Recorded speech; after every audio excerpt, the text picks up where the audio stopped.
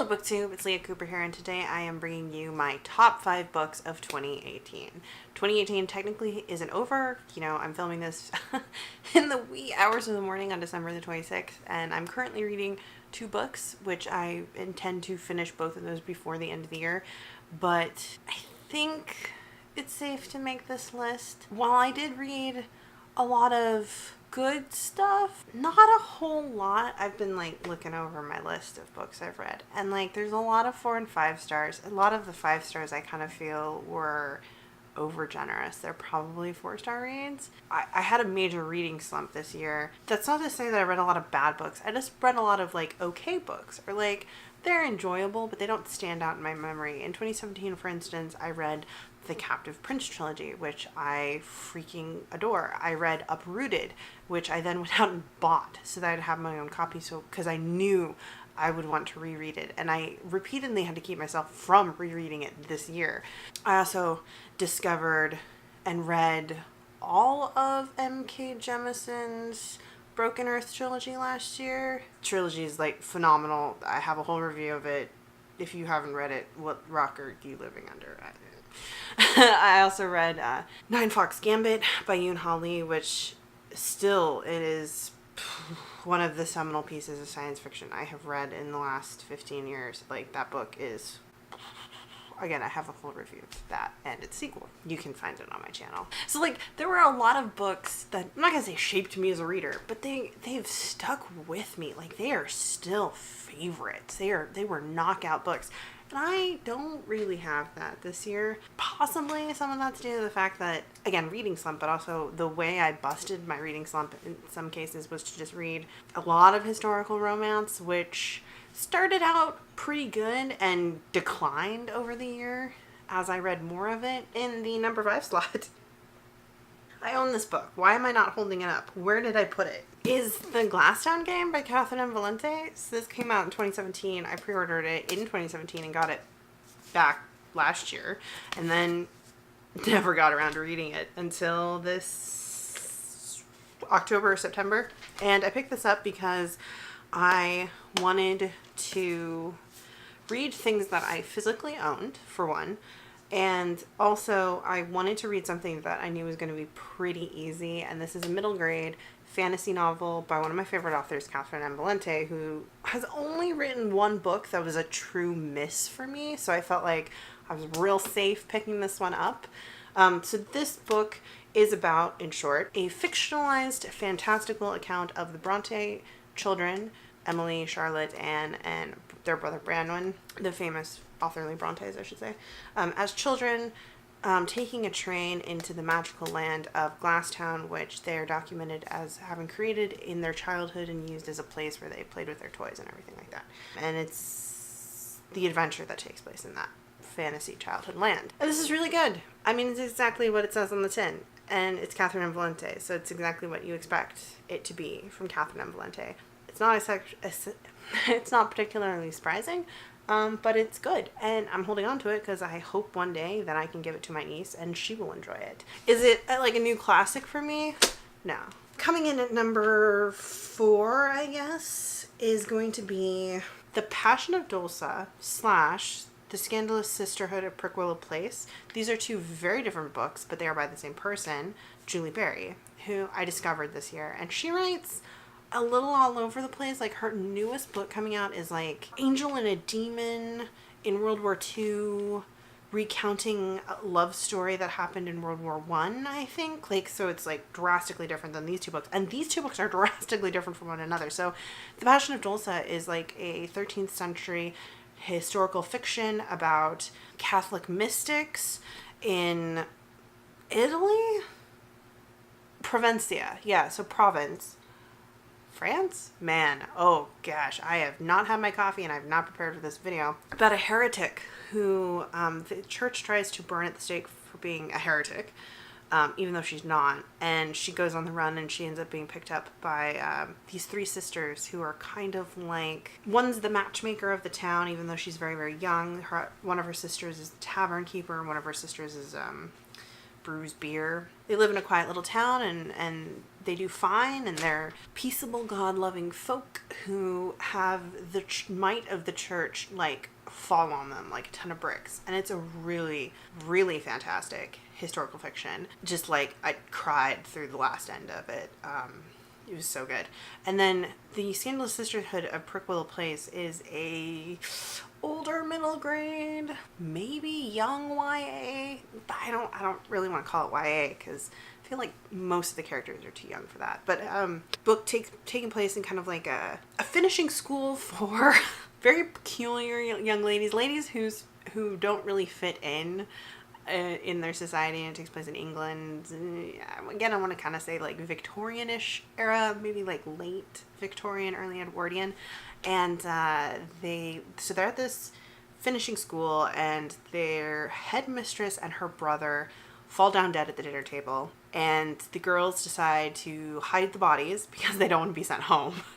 And it's all about their misadventures, both trying to discover who murdered their headmistress and also trying to keep the murders from being discovered. It's freaking charming and hilarious. But as you can see, those two books, drastically different.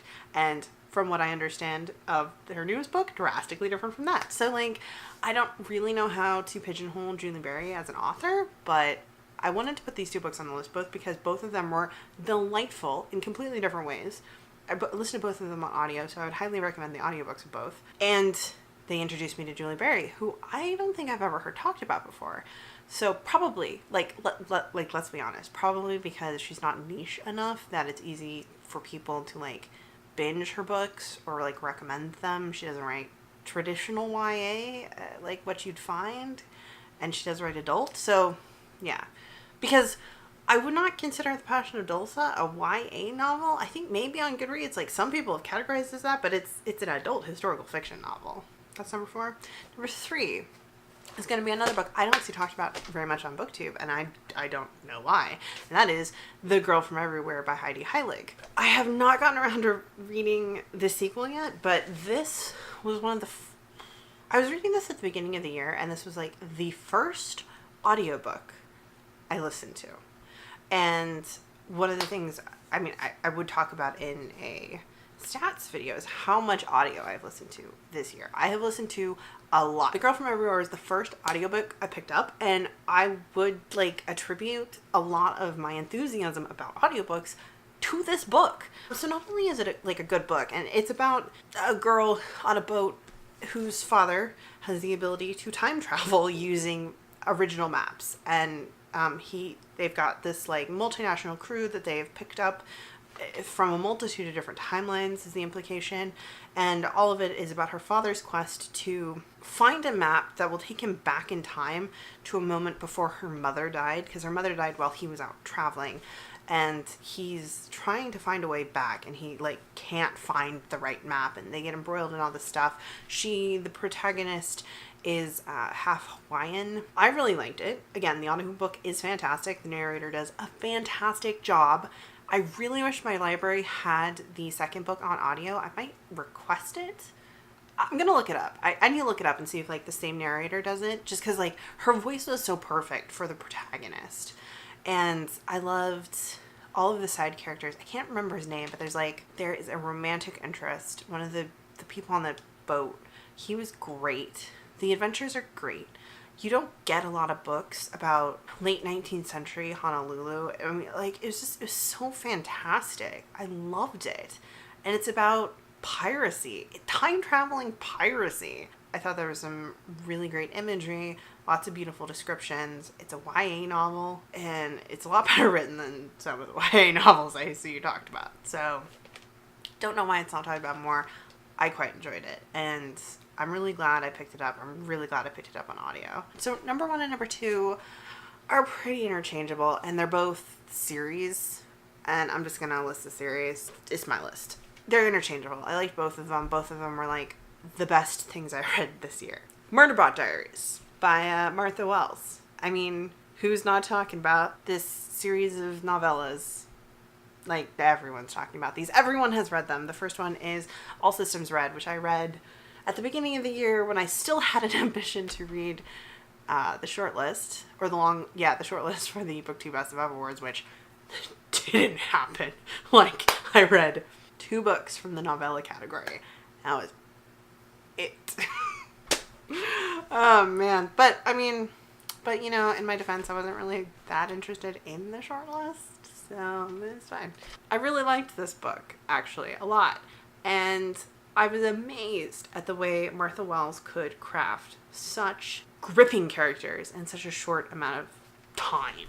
So for the few of you who don't know about the series, it's a science fiction series put out by Tor.com's novella program, flagship, whatever you want to call it. And it's about a robot that's crafted to be heavy security and rented out to people by a company. And it's overruled its governing module, which means it's gained a form of sentience. It's not particularly evil. It's pretty much ambivalent. It just wants to do its job and be left alone and not have to engage with humans and watch soap operas, which are all things that I can really identify with. I can't go into it too much because I don't want to spoil the first book, because there's definitely a divergence point at the end of the first, I should say, novella book, whatever. And then the next 2, because I've only read the first 3, next 2 definitely have branched off from that jumping off point. I think I've given all 3 5 stars. Each book's 150 pages. So the fact that I am so invested, not just in Murderbot, but in all of the secondary characters that Wells introduces, is shocking. If you want an example of actually a novella series that's really good, read the Murderbot Diaries. So, the last thing I wanted to talk about in this video, and then I will sign off because I've been kind of rambling, and that is the Old Kingdom series by Garth Nix. I think this series has kind of a couple of different names. It can be the Abortion trilogy, it could be the Sabriel series, or it could be the Old Kingdom books. So I read Sabriel last year, and then I read Lyriel and Abortion this year. I listened to Lyriel audiobook. I read Abortion because I have a copy of it. Oh, it's over there. I don't want to get it. Never mind. I enjoyed Sabriel quite a lot, but I was not expecting to fall this hard for the series until I read Lyriel and Abortion, which really should be read back to back. If you're going to read Lyriel and you like the series, pick up Abortion, because it's basically a part 1 and a part 2. This is set in an alternative our reality where Scotland is a magical kingdom called the Old Kingdom, and England is a place called Excelsior, which does not have any magic. There's another faction called the Clare, who are cousins basically of the Abortions and cousins to the ruling family, and they have the ability to foresee the future. And Lyriel picks up about 20 years after the end of Sabriel, and it's about a young girl who's living with the Clare. She's an orphan. She never knew her father. Her mother is dead, and she's I want to say 14 when we meet her. It's her 14th birthday.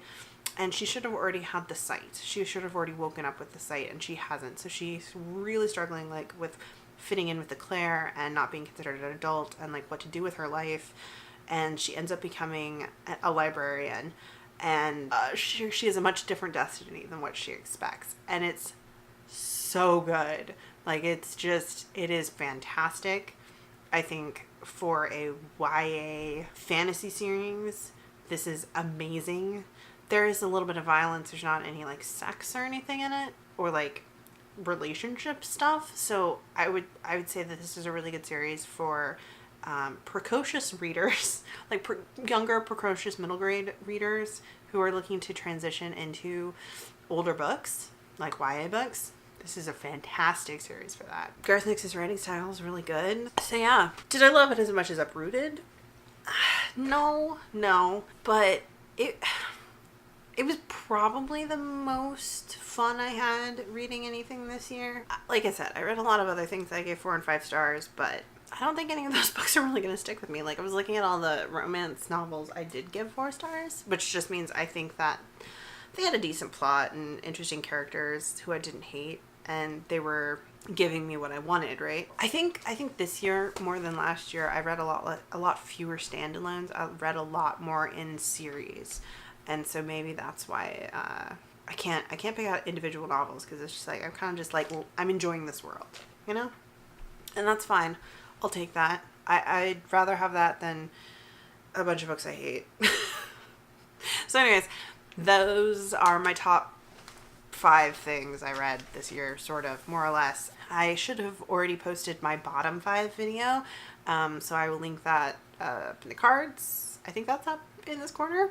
I don't know, it's been a while since I made a booktube video. Anyways, be sure and check that out, and hopefully there will be more content coming from me in the new year. Thanks for watching. Be sure and subscribe if you've enjoyed this or any of my rambly, disjointed thoughts on books. Follow me on Twitter. Talk to you later.